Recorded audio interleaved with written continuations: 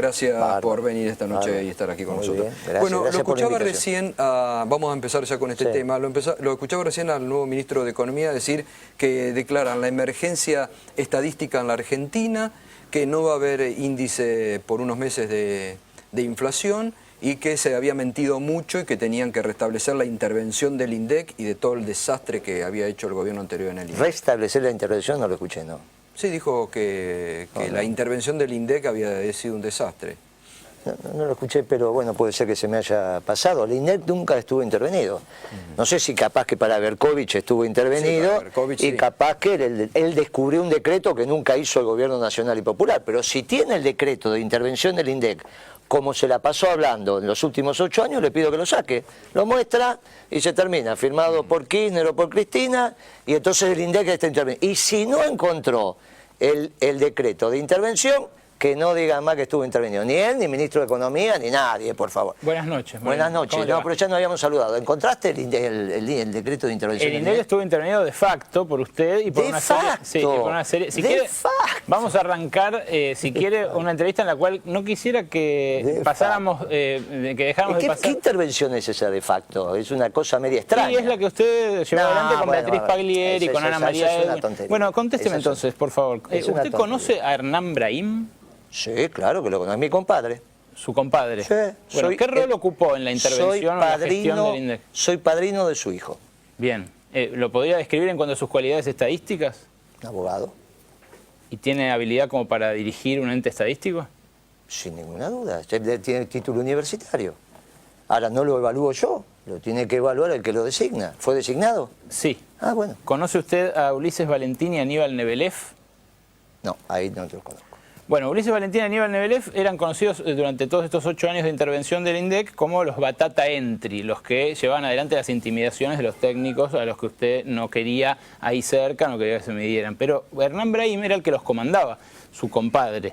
Y es curioso que haya estado ahí porque antes había gente especialista en estadísticas, no abogados, matemáticos, ¿Quién era matemático? Matemática, por ejemplo, Marcela Almeida, desplazada el día 1. ¿Matemática o económica? No, Marcela Almeida es licenciada y doctora en matemáticas y fue desplazada del índice de precios nacional cuando empezó a darle distintos... Me parece que tenés una equivocación. Me parece que estás equivocado. Igual que llama matemática Bebacua y es profesora de matemáticas. Usted no... Pero vamos a los temas. Sí, ¿usted se hace cargo de la gestión de los últimos 8 años del INDEC? ¿Le parece que fue una buena gestión? No, yo no me puedo hacer cargo porque fui secretario de Comercio. Y ya expliqué que voy a dar todas las explicaciones como cuadro político del proyecto nacional y popular y de las interpretaciones políticas que yo tengo. Pero no me puedo hacer cargo de algo que no estuvo en mi gestión. ¿Pero usted midió bien los precios? ¿Midió bien la evolución del índice de precios al consumidor? ¿El INDEC? Sí. Sin duda, ninguna, sin duda. Tengo un gráfico para ver justamente la evolución... Espera un minuto, esperemos antes del gráfico. Un minuto acá. Sí. Porque yo le había preguntado por las consideraciones de Prat Gay, que han declarado la emergencia, y ahora después enseguida volvemos con eso, que han declarado la emergencia estadística nacional y no va a haber índice de inflación. Y dice que, bueno, que esto es consecuencia de que dejaron un desastre en el INDEC. Eso es lo que... No sé qué significa declarar la emergencia estadística. ¿Qué significa? No sé. Yo ¿Qué significa, Berkovich? No, le vamos a preguntar cuando tengamos ocasión de preguntarle. A usted durante 8 años le quise preguntar un montón de cosas y recién ahora tengo la ocasión. ¿Qué significa la emergencia estadística? Ya tendremos la ocasión de preguntarle a Prat Gay. Ok, ninguno sabe lo que significa. Yo si quiere sigo preguntando cosas a usted que sí sabe. Todo gusto. Bien. Le mostraba un gráfico entonces recién. Este gráfico muestra la evolución. Bueno, está lejos el monitor. El monitor está lejos. Pero ahí se puede acercar. Acérquese tranquilo al monitor. Ahí tiene la evolución. La rayita roja de abajo es el IPC que midió el INDEC suyo. El INDEC de Beatriz Paglieri. Del gobierno nacional. De Beatriz Paglieri, sí, lamentablemente de todo el gobierno de todos estos años. Sí. Beatriz Paglieri, Ana Edwin y Norberto Iskovich y 1.400 funcionarios que trabajaban. Exacto. La raya de arriba, las 3 rayas de arriba, exhiben la evolución del índice de precios de San Luis, que replicó el método del INDEC y que fue coincidente con el INDEC durante todos los años previos a enero de 2007, cuando usted empezó a gravitar sobre él. Y más abajo, el precio de los alimentos, de la canasta básica, también medida por el Instituto de Estadísticas de San Luis, es decir, no por una consultora privada. ¿Cómo explica la divergencia que se produce? ¿Entre cuál y cuál? Entre el, bueno, fíjese que el de arriba, el azul, le digo los colores, el azul y el amarillo son el coeficiente de variación salarial del INDEC suyo. Vamos de vuelta. El verde, el rojo, el de abajo es el INDEC, el IPC de INDEC oficial. Ahora tenemos un problema. Ahí lo mostramos de vuelta al gráfico. Ahí está. Ese rojo es el suyo. Arriba San el Luis verde. Es sí, verde. El verde es en San Luis. Lo que me estás preguntando es esta brecha. Sí. Y muy bien. ¿Y acá dónde están los años? No, están abajo, la cámara ahí los va a tomar. Muy bien. Eso es 2014, eso es 2012 y más. Pero fíjese que... espere. Vamos de a uno. Sí. Vamos de a uno. ¿Cuándo empezó a emitir plata la provincia de San Luis? Nunca la emitió. ¿Nunca emitió plata la provincia de San Luis? ¿Vos sos economista? ¿San Luis? San Luis. A ver, ilústreme. ¿Pero vos sos economista o no? Sí, soy economista de la UBA. Muy bien. Yo soy economista de la UBA. Muy bien. Sí, ya sé, después me tenés que decir en qué agrupación militaste. Pero aparte de decir eso, ¿nunca emitió plata la provincia de San Luis? ¿Nunca emitió plata la provincia de Buenos Aires? Vamos de vuelta. Durante el gobierno kirchnerista, no. Pero, por favor, si emitía los bonos que le daba para circulación dentro de San Luis, con los cuales financiaba determinados programas sociales que solo funcionaba como circulación de dinero, con todos los usos y costumbres del dinero en la provincia de San Luis. Pero Roberto Lavagna se jactó justamente de haber eliminado las cuasimonedas. No, vamos el gobierno nacional eliminó las cuasimonedas. Las cuasimonedas, que son producto de la crisis del 2000, sí, no reemplazó los bonos que generaba el gobierno de San Luis, con lo cual le daba una asistencia financiera a las familias de bajos recursos en la provincia de San Luis. Pero Guillermo, los precios en San Luis eran bueno, más Guillermo, bajos. Si vos lo sabés que cuando aumenta la oferta monetaria en un lugar, naturalmente los precios tienen esa es la visión monetarista. Esa será una visión suya pero monetarista. Vos sos economista, pero, vos lo sabés. Bueno, entonces para usted esa es la divergencia que explica San Luis. No, con cada una te la puedo explicar. Sí, explíqueme la otra. La otra es entre el índice... ¿Esa te convenció o no? No, no me convenció. Ah, bueno, ahí tengo que volver a estudiar. La del índice de precios suyo y la del coeficiente de variación salarial tampoco se explica, porque uno tendría que haber asistido... Sí, ahí. Acá lo tenemos. ¿Por qué no se explica? Este es lo que muestra los salarios... El azul. El azul muestra los salarios de la economía. Sí. Esto muestra el índice de precios al consumidor suyo. Sí. Esto, mío no, del INDEC y del gobierno. Del INDEC. Y esto muestra la evolución de los alimentos según San Luis. Entonces, según la inflación de San Luis... Ya está, ya explicamos la situación. Vamos al índice salarial. No, porque esta curva lo que hace es seguir, los sueldos siguen a la inflación de San Luis, porque la inflación de San Luis era la real de todo el país. Entonces los alimentos y los sueldos van empatando, ganando en algunos años, perdiendo en otros. ¿De dónde sacás esa conclusión que lo que pasa en San Luis pasa en el país? No, San Luis es una tontería metodológica. San Luis era la única que lo podía medir porque no estaba bajo la vara suya. Pero esto es una tontería lo que está diciendo. ¿Cómo vos vas a decir que lo que pasaba en San Luis es lo que pasaba en el país? Eso es lo que decía Rodríguez Sá en la campaña electoral. No. Pero no lo podés decir vos seriamente hablando de economía. Lo que estamos diciendo... ¿Cómo lo que pasa en San Luis pasaba en el país? Lo de San Luis ya te lo expliqué. Guillermo... Ahora vamos al índice de salario, que también tiene su explicación. O sea, para usted el salario real se multiplicó por 3 en 8 años, porque pero esta no evolución... hay ninguna duda que nosotros aumentamos la distribución del ingreso. Sí, pero no la multiplicamos. Y la única posibilidad de mejorar la distribución del ingreso es que el índice de salarios esté por encima de los índices de inflación, porque entonces lo que vos me querés decir, si los dos van par y paso, no hay mejora del ingreso de los trabajadores. Claro, pero si uno sube el triple que el otro, se produce un aumento de los sueldos que habría quebrado todas las empresas, y no fue lo que ocurrió. Pero ¿cómo está? Vos estudiaste economía. Sí, ¿Qué tiene que ver la tasa de rentabilidad? La tasa de rentabilidad de las empresas y las estructuras de costo de las empresas. Y se aumentaba productividad de la empresa con la tontería que acabas de decir. No aumenta o sea que cuando una empresa aumenta su productividad no puede aumentar los salarios. ¿Pero de qué estás hablando? Guillermo, mantengamos el nivel de respeto. Pero estoy manteniendo el nivel de respeto, pero no se pueden decir esas tonterías. Tuviste 8 años diciendo tonterías y ahora vengo acá y volvés a repetir tonterías. No se ponga nervioso. Pero qué nervioso, si estoy más tranquilo que siempre. Bueno, vamos al próximo tema. Bueno, pero a ver, vamos a redondear también con este tema. Vamos a redondear Digo, ¿por qué hicieron las modificaciones en el INDEC que hubo? Usted dijo que venían, que había productos que se medían mal o que no. Ninguna duda. La metodología que heredó de cálculo de inflación, del índice de precio al consumidor del Gran Buenos Aires, elaborado por Liach-Cavallo, la dupla Liach-Cavallo. Sí. Liach era el responsable del INDEC cuando cambiaron el índice de precio durante la convertibilidad. Incorporaron centralmente productos que estaban vinculados al comercio exterior, esto es, al nivel de productos que importaba la economía local, porque eran los productos que no modificaban sus precios. En general, lo que uno encontró cuando se abrió la metodología en un seminario público que se hizo y que él debería haber ido para aprender un poco, era lo que pasa... No, no fuiste. Sí, sí. ¿A dónde se hizo? En el Sheraton de Pilar. No fuiste. Sí, fui. ¿Dónde se hizo? En el Sheraton de Pilar. Sí, se hizo en el Sheraton bueno, de Pilar, pero no. Entonces fue. Pero no fue. ¿Sabe? Porque ahora buscó por ahí. Estaba su compadre y me apuró para que me corra al costado. No estaba. Sí, sí. No. Sí, ¿quién lo cerró? ¿Quién cerró ese seminario? Alberto Fernández. Bueno. Ve que estaba, ve que estaba. Sí, ve que Alberto estaba. Fernández Su cerró amigo ese Alberto seminario. Fernández. El mismo que te pidió derecho a réplica. Ese estaba fue muy ofendido con el que usted. cerró el seminario donde se modificó y se explicitó por qué se había modificado la metodología, dado que había un sesgo a los productos importados que en el 1 a 1 bueno, pero hoy vamos a ser objetivos. Aumentaban. Hoy reconoció Alberto Fernández que esas modificaciones eran necesarias. Le voy a lo mostrar...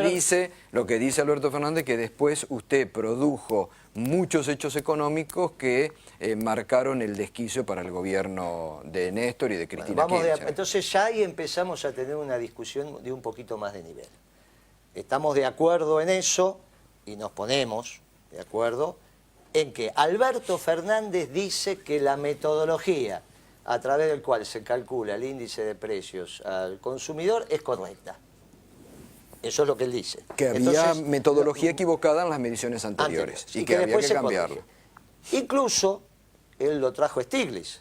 Claro, él lo nombró y lo dijo. Él lo trajo Stiglitz, hizo una reunión exactamente, entre Stiglitz, Alberto Fernández en su despacho y algunos integrantes que teníamos que ver con esto, y Stiglitz explicó que era el mismo problema que había en la economía norteamericana. Lo dijo hoy. La estábamos... Muy bien. Ahí ya hay una base seria de empezar a trabajar. ¿Usted no dijo que no tenía nada que ver con el INDEC? No, vamos de vuelta.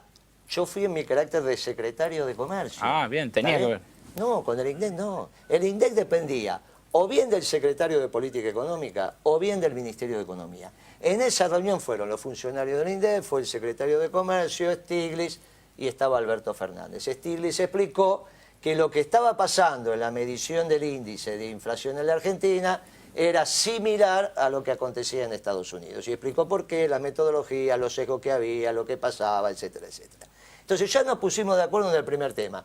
Que la metodología... No nos pusimos de acuerdo. Bueno, al menos con él. Sí, con Silvestre puede ser. Conmigo no nos pusimos de acuerdo. Va a ser imposible ponernos de acuerdo. Va a ser imposible porque la verdad que tu nivel de explicitación de los fenómenos es muy pobre. Bueno, veamos este otro gráfico. Es muy difícil ponerse Veamos este otro gráfico, Gato, porque para que sigamos, para que termino con esto, porque si no queda la idea sin terminar. ¿Para qué termino? Entonces, lo que nos estamos poniendo de acuerdo, al menos en este lado, vos no, de este lado es que la metodología era correcta y que había un problema con la carga de datos. Esto es lo que yo escuché hoy del derecho a réplica del ex jefe de gabinete. Ya circunscribimos al problema a que metodológicamente la situación está bien y que el problema está en quién carga los datos. Entonces, lo único que tendríamos que averiguar, porque era ese tu problema también con dos señores que me has mencionado, es quiénes cargan los datos en el INDEC. ¿Quiénes cargan los datos?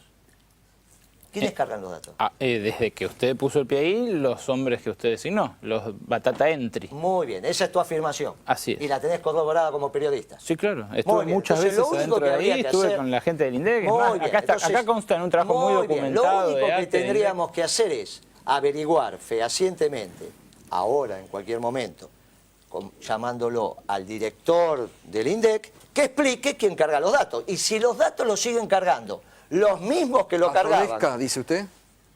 ¿A Todesca o al anterior? Me parece que Todesca no sabe nada todavía. Mejor llamás al anterior y decís, mire... Todesca dice que no puede medir porque dejaron un desastre, ¿no? Perfecto. Entonces se llama al director anterior y se le pregunta, mire, dígame, ¿quién cargaba los datos? Antes, hace 20 años atrás, hace 10 años atrás y hace un año atrás. Y si resulta que son similares, salvo situaciones de jubilación o retiro, son similares, por ejemplo, que el mismo que recolecta los datos los carga y hace 20 años que hace el mismo trabajo, esa hipótesis que acaba de decir está absolutamente determinada. Es muy fácil de corroborar. Se agarra el teléfono, se lo llama y dice, che, ¿cómo se cargaban los datos antes y cómo se cargaban los datos prometo ahora? Vamos a intentar Pero como hacerlo. la veracidad periodística es muy menor, no averiguó nada. Le prometo que vamos a intentar hacer su método. Bueno, Mientras tanto, déjeme mostrarle este otro gráfico Sí, que es ilustrativo, porque justamente el INDEC, una de las cosas que dejó de hacer cuando usted empezó a manejarlo, o su gente, bueno, Beatriz Paglieri, Ana Edwin, fue, dejó de publicar... Ana Edwin tiene 30 años. Sí, claro, pero no era la directora. Era directora Era de recursos humanos, era la que se encargaba de rajar 30 años. Bueno, bien. Mire este gráfico. Hablemos de números. Mire este gráfico. En este gráfico se muestran los bienes. ¿Me lo pueden poner acá también atrás, por favor? Se muestran los bienes ahí que está. dejó de publicar el INDEC. Frenémoslo ahí, a ver, ¿podemos? Sí. Dejó de publicar el INDEC los bienes de una canasta representativa. Y esa canasta representativa, cuando se dejó de publicar en 2008, tenía un determinado valor. Si eso se actualiza por la inflación que dio el INDEC, oficialmente el IPC, hasta noviembre de 2013, los precios que deberían valer estos bienes que informaban hasta 2008, actualizados por el capítulo de inflación del IPC de todos esos años, de 2008 a 2013, deberían haber costado esto en noviembre de 2013. El pan francés, por ejemplo, 4,40 al kilo, las galletitas dulces, el paquete de 150 gramos, 2,50 al kilo, el asado, 13,40 al kilo. Y lo que ocurrió en realidad fue que en enero de 2014 el mismo gobierno nacional y popular lanzó el plan Precios Cuidados, con una serie de precios de referencia. Y los precios de referencia eran estos que usted ve al lado. 18, que los muchachos que hicieron precios cuidados negociaron mal. No, digo que estos precios eran Eso me está demostrando que negociaron. Eso me querés decir. Yo no me puedo hacer cargo si negociaron bien o mal. Yo no lo sé lo que me querés demostrar. No, Guillermo, le estoy diciendo, la gente cuando salió Precios Cuidados lo empezó a comprar. Vamos de vuelta. Vos me estás diciendo que lo que tenía que estar 4.44 según tu número fue 18.50. Yo lo que me querés decir, que negociaron mal. No, Guillermo, por favor. ¿Qué me querés decir entonces? A ver. ¿Estamos hablando del mismo idioma? Sí. Lo que yo digo es que la estadística del INDEC, trucha, a la que nadie le creía, pero que era oficial, mostraba ¿Nadie le creía? No, vos no le creías. Bueno, la que yo no le creía, pero no nos detengamos en esas nimiedades. Entonces no las digas. Bueno, ok. Lo que yo digo es que la estadística del INDEC marcaba que el pan debía valer 4,40 en el momento determinado en el cual le estoy mencionando, noviembre de 2013. ¿Cómo hiciste ese cálculo y esa metodología? Es muy simple. A ver, dale, ponelo de vuelta. Hay un método de 2 columnas que aparentemente me está diciendo negociaron mal. No, y ahí después me decís, no, pero tenía que estar 4.44. La verdad que no te entiendo. No, estoy diciendo que según el INDEC, si uno tomaba la canasta de bienes representativos de 2008 y la actualizaba por la inflación que dio el INDEC oficialmente en comunicados de prensa todos los meses, si la actualizaba hasta 2013 mediante una simple multiplicación. Yo no sé si en su carrera... Me imagino que usted lo sabe hacer muy bien. Bueno, el asado... Pero que no ponés el origen y no ponés el y no ponés ninguna de las inflaciones, la verdad que no lo sé cómo hiciste ese gráfico. Vos hiciste una columna... Ahí dice, pan, 150 gramos. 150 gramos, yo no sé qué. No, 150 gramos la galletita. Mire solamente esto. Mire, por ejemplo, ¿Cuál es el precio de origen? El precio de origen es mucho más bajo. ¿Pero dónde está el precio de origen? Bueno, no lo simplificamos acá. No, es que no lo simplificaste. Hiciste mal como hiciste mal todo. Ese es el problema. Pero si tu mismo cuadro está mal hecho. No, el cuadro no tenés precio de arranque, no tenés precio de final. Cualquier cosa. Nos detenemos en una cuestión de verdad ridícula. Una cosa que porque siempre lo que decís, lo decís de piri. No decís nada. Después querés decir que las cosas están bien. Mantengamos el respeto, por favor, que venimos siendo muy respetuosos. Berco, ¿a qué querés llegar? Yo vengo tolerando la falta de respeto precisamente porque quiero las respuestas. No hay ninguna falta de respeto. Yo aguanté durante 8 años tu falta de respeto desde la televisión. Bien. Y la verdad que no hice nada. Bien. Esta es la primera vez que vengo. Menos mal. Así que no hice nada. Bien. No hice absolutamente nada, ni nunca te llamé por teléfono. Vos fuiste irrespetuoso desde acá y de ningún momento tuviste la situación de decir, como este hombre no está contestando ni está diciendo nada, la verdad que le está pegando a alguien solo que está caído. Porque la verdad, si alguien no contesta, vos fuiste el irrespetuoso. Y ahora que es la primera vez que vengo, me mostrás gráficos absolutamente mal hechos, que ninguno tiene ninguna explicación. ¿A qué quería llegar, Berco, con entonces, vamos, preguntemos, vamos. Si los precios de precios cuidados que la gente empezó a comprar masivamente a partir de enero de 2014 fueron los que le estoy mostrando, que esos sí son los precios oficiales de precios cuidados. Perfecto. 42 mangos del kilo de asado, 44 mangos del kilo de nalga, en la botella de 1,5 litros de aceite, 12 mangos.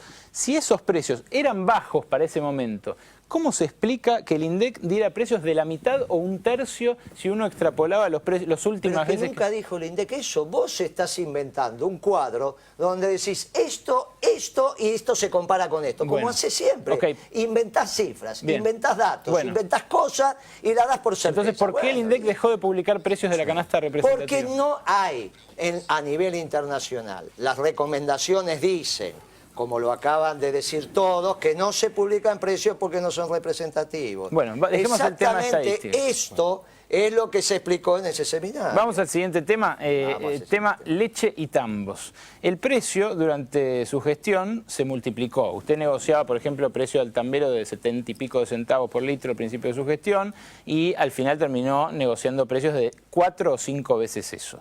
En el medio, la producción lechera cayó 4% en Argentina, mientras en Brasil subió el 9%, el 16% en Uruguay y el 15% en Nueva Zelanda. ¿A qué le adjudica esto? Vamos, ¿en qué secuencia me estás hablando de años? El precio de la leche, mientras yo fui secretario de Comercio, a nivel internacional llegó a $5.500 la tonelada de leche en polvo, después bajó a $2.700 la tonelada de leche en polvo, llegó a estar a 1.500, 1.600. ¿En qué secuencia de tiempo me estás hablando? Pero acá en ningún momento bajó, siempre subió. El precio de la leche en polvo a nivel internacional se dividió por 2. ¿En qué secuencia de tiempo me estás hablando? 2007 y 2013. Pero ¿cuándo subió y cuándo bajó? No, en todo momento subió. ¿Cuándo se multiplicó por 3? ¿Cuándo que se multiplicó por 2? ¿De qué estamos hablando? Desde que usted entró como secretario de Comercio a mediados de 2006. La primera negociación que hice, y que es un precio que me acuerdo, era 0,55 centavos de litro, el litro de leche en la puerta del tambo. 0,55. Bien, ¿y al público? 1,50 era el sachet de leche en el supermercado. Usted sabe que ahora cuesta 12 mangos, ¿no? Mira, hay precios de todo tipo, pero puede ser que haya una leche que esté de 12. ¿Lo considera un éxito eso? ¿De qué me estás hablando? Del 0,45 al 1, no, de la evolución del precio de la leche. ¿De qué me estás diciendo? ¿De cuánto vale el sachet de leche? Pero muy bien, en el 2013, ¿cuánto valía cuando yo me fui? Valía 9 y pico. ¿Pero cómo 9 y ahora pico? vale 12. ¿Eso no lo tenés aquí? Sí, 9 y pico. Bueno, a ver, ¿dónde está? ¿En qué secuencia? ¿Dónde está? Usted me está pidiendo a mí que muestre datos. Usted me pide a mí que muestre datos. Pero es que estás inventando. Bueno, vamos a otro tema. Para que me pregunto yo también. La 125, ¿qué pasó? Ahora el gobierno de Macri acaba de eliminar retenciones al trigo, al maíz, ha bajado 5 puntos la soja y siempre, bueno, es interesante ver qué pasaba en el momento de la 125, que fue el momento tal vez de mayor enfrentamiento entre el gobierno con los dirigentes del campo, ¿no?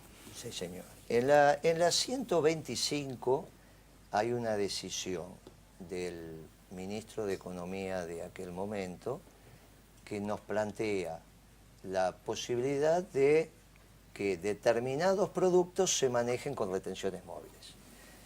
Ya el presidente Kirchner había dado esa misma instrucción en el ejercicio de su mandato, en los últimos meses del ejercicio de su mandato, para el sector petrolero. Estaba aumentando fuertemente el precio internacional del petróleo, eso traía aparejado que aumentaran los combustibles en el mercado interno, entonces me solicitó que hiciéramos una propuesta de retenciones móviles de tal manera de aislar el precio internacional del barril de petróleo del precio doméstico de los combustibles.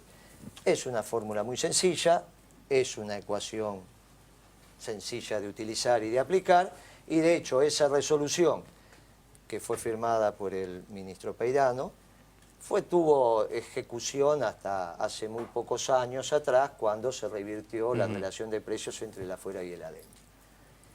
El ministro Lustó, en vez de aplicar una fórmula simple y sencilla, hizo una galimatía inentendible, directamente un mamarracho. En eso se basó el conflicto de la 125, un error conceptual del ministro Lustó, apañado, entre otros, por el jefe de gabinete, Alberto Fernández. Desatado el conflicto, donde Lustó viene y manifiesta que tiene acordado con el sector, porque lo dice él, miren, podemos aplicar esta resolución porque tengo acordado con el sector que van a apoyar esta resolución. Ese es el elemento clave por el cual Lustó consigue la venia para firmar esa resolución. Él manifiesta en una reunión colectiva que él tiene acordado que esa resolución no va a traer inconvenientes. Firma la resolución y pasa lo que pasa. Bueno, entre que técnicamente era incorrecta, se desata el conflicto, que Alberto Fernández trata de no llegar a un entendimiento, trataba de resolver los posibles conflictos internos del gobierno y situaciones que siempre pasa con la externa. Cada vez que avanzábamos a algún acuerdo venía Alberto Fernández y lo desordenaba. Esta es la realidad de la Él dijo hoy todo lo contrario, que bueno, justamente usted, que con la Federación Agraria habían prácticamente arreglado y que usted bombardeaba los acuerdos con la Federación yo Agraria. prácticamente no participé. Ahora, las retenciones, usted ahora Aranguren es ministro de Energía. Ministro de Energía. Y se llevaban muy mal cuando era titular de Shell en la Argentina. Nos llevábamos muy mal en términos de posicionamientos políticos ideológicos. En términos personales, él tenía su posición, yo tenía la mía, no avanzábamos en hechos personales. Él fue muy claro cuando vino, de las pocas reuniones que tuvimos, me dijo, Shell no va a cumplir ningún acuerdo de precios porque no cree en los acuerdos de precios. Ahora, si hay una norma que me indica lo que tengo que hacer, Shell no viola ninguna norma. Y entonces le firmamos la norma. El cepo al dólar, dicen, siempre se dijo, fue otra medida de Moreno. De ninguna manera. Fue otra imposición de Moreno que le llevó a Cristina Kirchner. De ninguna manera, eso búsquenlo por el Banco Central y búsquenlo por aquellas conceptualizaciones que no tienen que ver con el peronismo. ¿Fue un error el cepo? En una economía bimonetaria como la Argentina, donde los gastos corrientes se hacen en pesos y los gastos no corrientes de mediano y largo plazo se hacen en dólares, y yo te pregunto a vos, ¿cuánto vale un kilo de pan? Me lo decís en pesos. ¿Y cuánto vale tu auto o tu casa? Me lo decís en dólares. Tengo que generar un virtuosismo de circulación entre pesos y dólares. Cuando el modelo consiguió un virtuosismo de circulación entre pesos y dólares, entre otras cosas hizo Puerto Madero, que lo hicieron con los argendólares que salieron, se invirtieron, y ahí tenemos un barrio que es un ejemplo. ¿Está bien?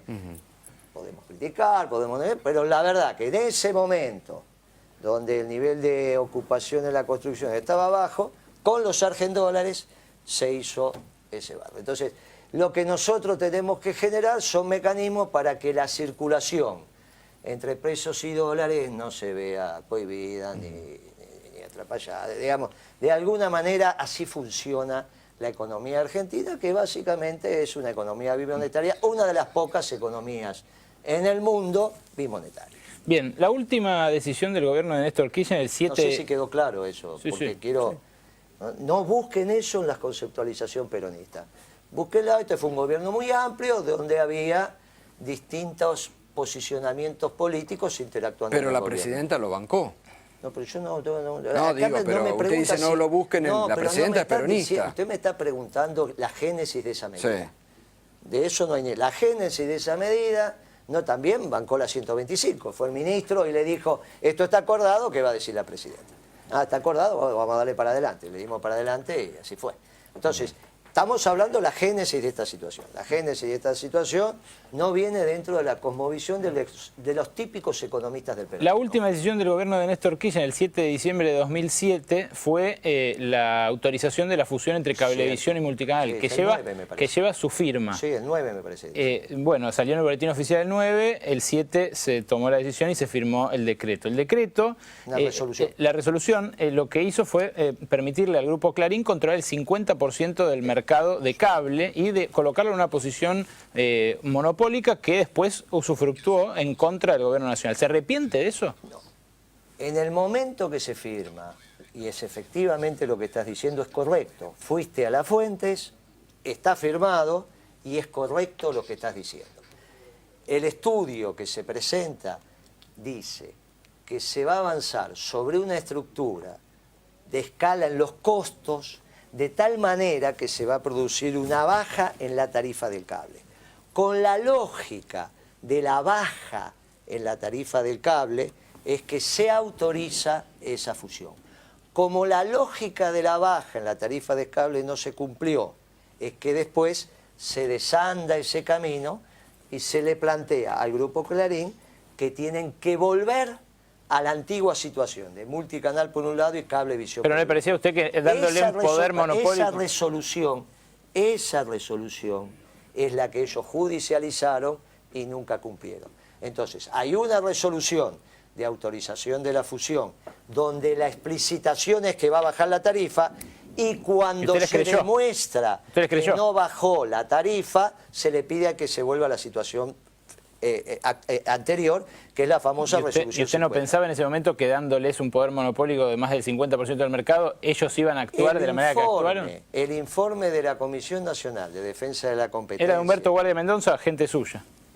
Pero como si ya venía del gobierno de la Alianza, Guarda Mendoza. ¿Pero qué información tenés? Respondía usted, Guillermo, lo investigué yo no en persona. Yo me he sentado a charlar con Guardia Mendoza. Yo era el secretario de Comercio, ¿sí? Y él integraba la comisión. Guardia Mendoza viene de la época de la Alianza. Bueno. ¿Cómo vas a decir que es un hombre que... Pero no, ese tipo de y las modificaciones son las que están mal, te hacen mal como periodista, la gente después no te cree. Bueno, como dicen ustedes, en la calle no te creen. Hay que ver a quién no le creen, ¿no? En la calle a vos no te creen. ¿Usted no se siente un poco responsable que hoy el neoliberalismo esté nuevamente en el poder? Pero de ninguna manera. Porque digo, todos lo usaron como campaña. Nosotros, mientras vos decías que el INDEC mentía y que estaba todo mal y que nadie creía, la presidenta sacó 54% de los votos. Pero después, en el año 2011, eso que vos estás diciendo. ¿Y después qué pasó? En el año 2000, vos empezaste esta campañita, financiado vaya a saber por quién, financiado vaya a saber por... Bueno, ahora estoy hablando yo. Financiado vaya a saber por quién.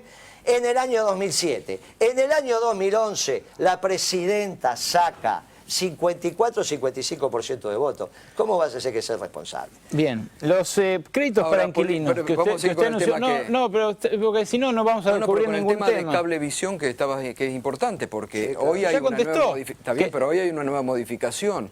Esta que quieren unir ahora todo en la convergencia que ha dicho Aguad, todo en uno. Sí, dijo telefonía celular, internet, ¿qué otra cosa más? Lo que pasa es que no importa mucho lo que opine Moreno de hoy. Me importa hablar de estos 8 años. Yo te contesto después, pero me parece muy importante la pregunta de él con todo, si me permitís un segundo. La sensación que yo tengo, visto esto y que me estoy enterando, es que los muchachos están volviendo a las andadas. Porque no me parece que en 15, ya lo voy a contar, no me parece que en 15 días este gobierno esté en condiciones de pergeñar las respuestas que hoy está dando en esta área, que es un área muy compleja, en un equipo nuevo, donde no se los vio trabajando activamente, pensando y reflexionando. Yo me acuerdo, a las pocas semanas de haber asumido, pocos días te diría, de haber asumido la Secretaría de Comunicaciones, me pide una reunión la empresa telefónica, que la presidía un señor que se llama Gutiérrez, que ahora vuelve a estar en el directorio de YPF, él mismo. Se la doy, viene con su gerente general, que se llama Ansaldo, y algunos más, y para mi sorpresa me traen una serie de expedientes en original. ¿Me estás entendiendo lo que te digo? O sea, vienen al Estado, al secretario del área, me piden la reunión, entran y depositan en mi mesa los expedientes originales de un hecho administrativo que yo desconocía. Entonces le pregunto, ¿esos expedientes qué son? Me dice, son los expedientes que usted tiene que firmar. Gutiérrez me dice, que usted tiene que firmar. Y le digo, ¿y qué es esto que yo tendría que firmar? Es el aumento tarifario del 10% que hemos arreglado con el anterior secretario de Comunicaciones y que tiene la firma del ministro Labaña, pero que Duhalde no llegó a firmar. Ah, muy bien.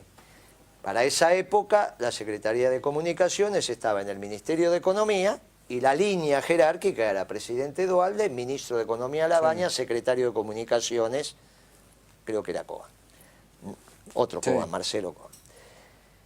arreglamos con el secretario, firma Labaña, faltaba firmar Duhalde.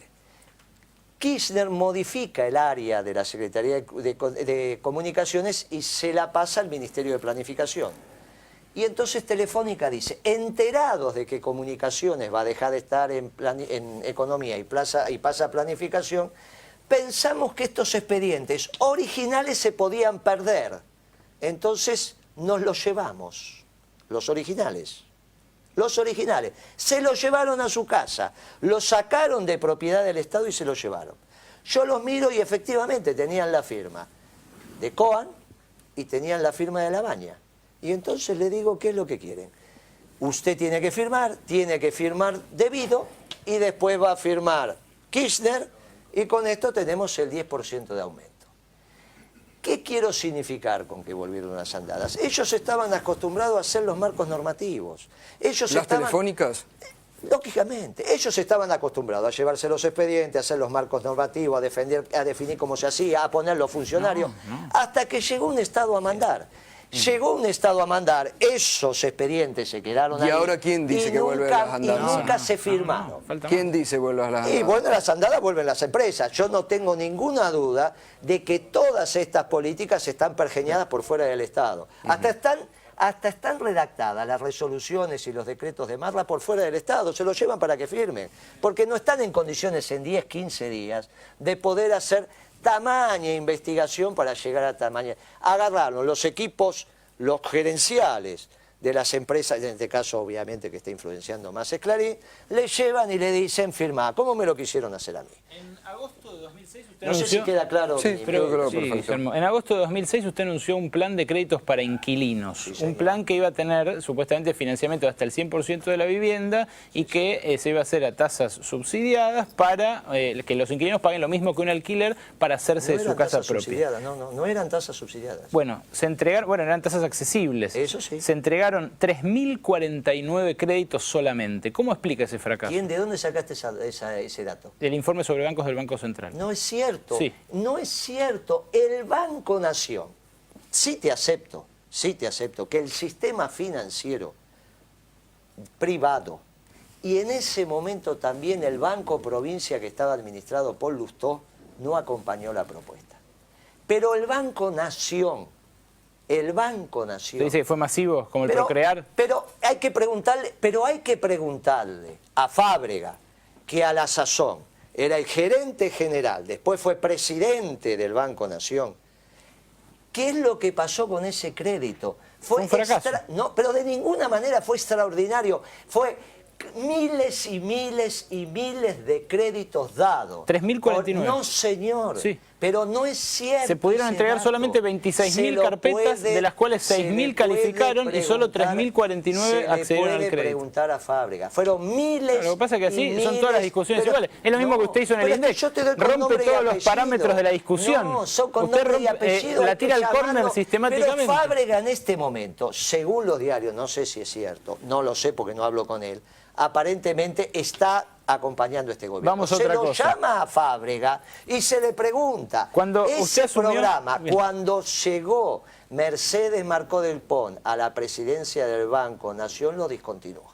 Cuando usted asumió, el kilo de pan valía 4,20. Usted lo salió a ofrecer a 2,50, diciendo que la flautita... Vamos de vuelta. El pan, el kilo de pan, no existe. Cuando se fue costaba 18. En el área metropolitana. ¿No existe el kilo de pan? ¿Cómo no existe? Es muy concreto. No existe. Puede ser de 5 piezas, de 8 piezas, de 12 piezas. Depende del tamaño del pan, la cantidad que entra en el kilo.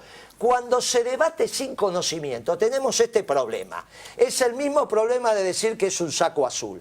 Claro que el concepto de saco azul se entiende. Ahora, hay saco azul cruzado, de 3 botones, de 2 botones, de invierno, de verano. El kilo de pan depende de la cantidad de piezas que tenga el kilo de pan. Hay kilo de pan de 5 piezas, entonces que tiene una cantidad de costo de horas hombre. Y hay un kilo de pan miñón, chiquito, de 12 piezas. Entonces no existe. ¿Usted considera que tuvo éxito en contener el precio del pan en general? Existe. No sé, el kilo de pan de 5 piezas. El kilo de pan de 5 piezas costó al público 2,50, pero muchísimo tiempo. ¿Y cuánto costó cuando usted dejó la oficina de secretario de Comercio? Estaba a 10 pesos. No, no estaba a 10 pesos. Estaba a 10 pesos, desde 5 piezas estaba a 10 piezas. Bien, no importa, sigamos. En la misión Angola que usted hizo el 5 de marzo de 2012. La misma pregunta, la misión Angola fue extraordinaria. Y el año siguiente se exportó un 10% menos. Pero es solo producto, según el INDEC. Producto de la sequía, nos quedamos sin harina, el principal producto que se exportaba a Angola era harina. Tuvimos que elegir entre que comieran otros pueblos harina o que comiera el pueblo argentino. Se decidió que comiera el pueblo argentino. Bajaron las exportaciones de harina en general porque no había. Entonces, si era el principal producto que se exportaba en Angola y ese producto tiene implicancias, ese es el dato. Usted iba a promover exportaciones de valor agregado. Una lectura usted iba a promover exportaciones de valor agregado. Hace un año. No se modificó la matriz de exportaciones hacia Angola con ese viaje, ¿o sí? Pero ¿cómo no se va a modificar? Y si usted me está diciendo que dependía igual de harina... Pero al año siguiente, hoy es otra realidad. Hoy tenés empresarios que siguen viajando, lo publican los diarios, entre otros el diario La Nación, y ya ni siquiera van a discutir con el gobierno nacional, que es lo que tuvimos que hacer nosotros, van con los gobiernos provinciales. Es un 0,1% del comercio exterior. Es un éxito, la misión Angola. Si querés saber si es un éxito o no, tendrías que preguntarle al embajador en Angola, que sigue siendo el mismo, el de Angola en la Argentina. Pero ¿por qué no le preguntás a él?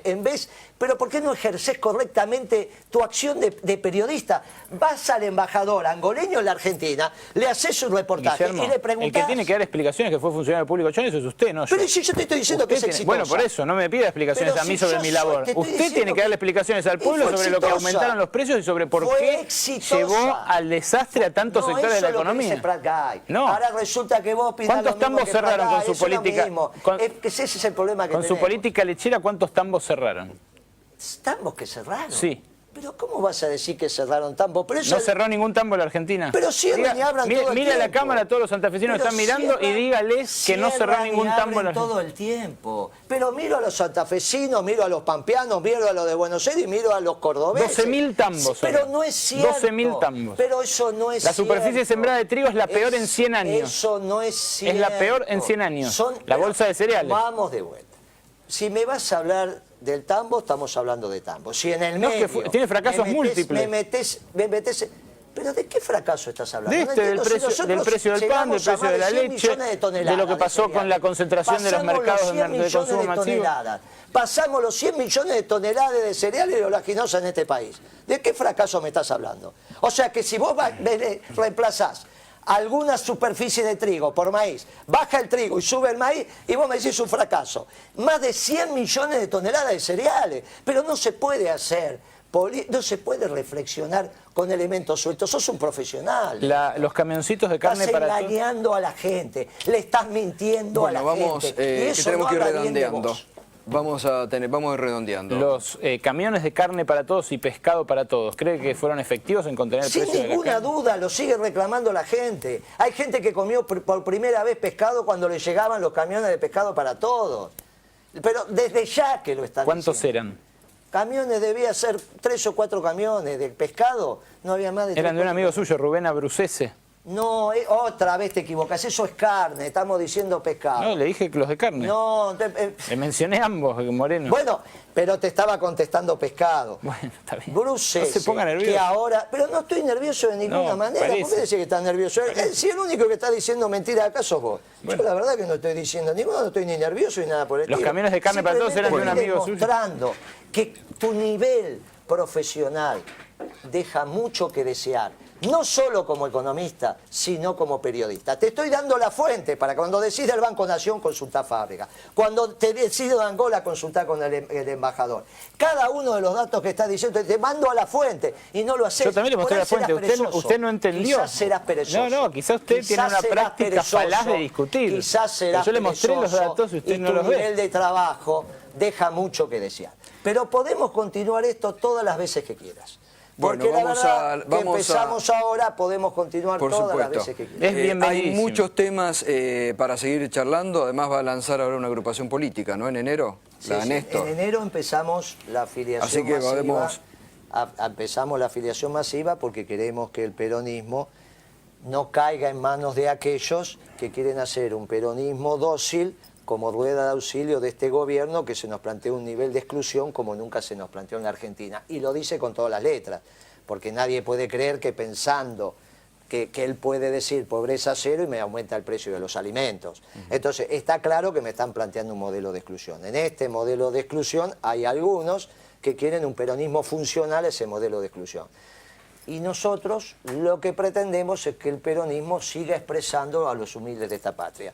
Para seguir expresando a los humildes de esta patria, lo que estamos lanzando es una campaña de afiliación masiva para presentarnos en las internas y tratar de que si los afiliados no nos acompañan, tengamos la representación del mismo. Bueno, gracias Guillermo Moreno por estar esta noche aquí. Gracias y seguiremos en otro momento porque han quedado muchos temas, así que muchas gracias. No, de nada. Bueno, otro de los temas del día, tenemos una hora más pero tenemos que ir comprimiendo, ha sido la resolución del juez Luis Arias, que ha dejado sin efecto el DNU. Está llegando en cualquier momento el doctor Arias, está viniendo desde La Plata, pero está Martín Sabatella, no sé si ex titular o repuesto titular. Martín, buenas noches. ¿Cómo te va? Buenas noches. ¿Cómo está? En realidad el doctor Arias no resuelve sobre la cuestión de fondo de la legalidad del decreto. Nosotros cuestionamos el decreto nos parece ilegal, que no hay facultades constitucionales del Poder Ejecutivo para intervenir un organismo autárquico descentralizado.